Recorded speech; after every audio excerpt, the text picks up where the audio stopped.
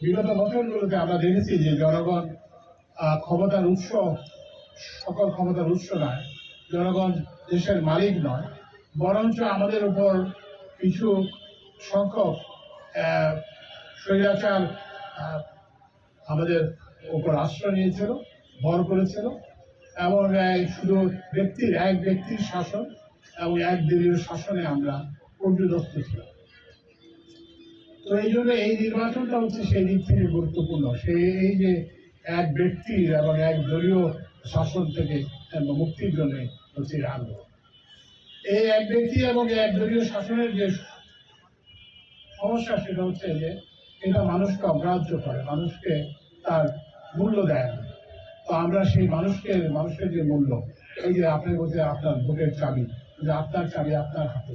তো সুতরাং আমরা জনগণের এই নির্বাচনের মাধ্যমে আমরা জনগণের কাছে ক্ষমতাকে ফিরিয়ে দিতে চাই এবং এমন একটা পরিস্থিতির সৃষ্টি করতে চাই যাতে যারা জনপ্রতিনিধি হবেন তারা জনগণের আকাঙ্ক্ষা অনুযায়ী কাজ করবে, জনগণের সঙ্গে থেকে কাজ করবে।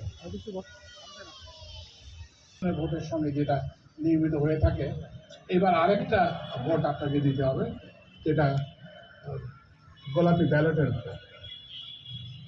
এই যে প্রথম যে ভোটটা দেবেন, এই ভোটটা কিন্তু 5 বছরের জন্য, যে 5 বছর আপনাকে কে প্রতিনিধিত্ব করবেন।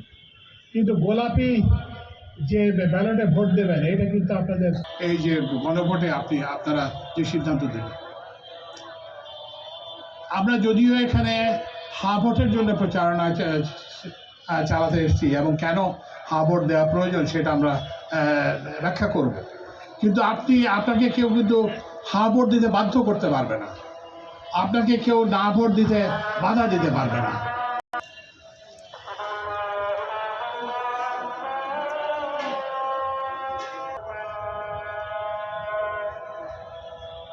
তিনটা ম্যান্ডেট যাদের শহীদ করা হয়েছে, জুলাইতে যাদের অঙ্গহানি করা হয়েছে, সেটার বিচার, এই বিচার প্রক্রিয়াটা চলছে।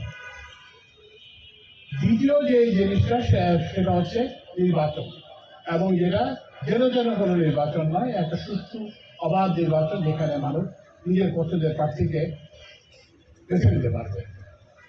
তৃতীয় যে ম্যান্ডেট আমাদের, সেটা হচ্ছে সংস্কার। সংস্কার কি? কারণ সংস্কার আমাদের কেন করা প্রয়োজন? কারণ সংস্কার না করলে তো আমরা আবার আগের অবস্থাতেই ফিরে যাব। আমরা এক দলকে পাল্টে আরেক দলকে পাঠাবো, কিন্তু আমাদের তো অবস্থার পরিবর্তন হবে। তো কি পরিবর্তনগুলো আমাদের জন্য খুব জরুরি? আমাদের সবচেয়ে বড় সমস্যা হচ্ছে এক ব্যক্তির শাসন।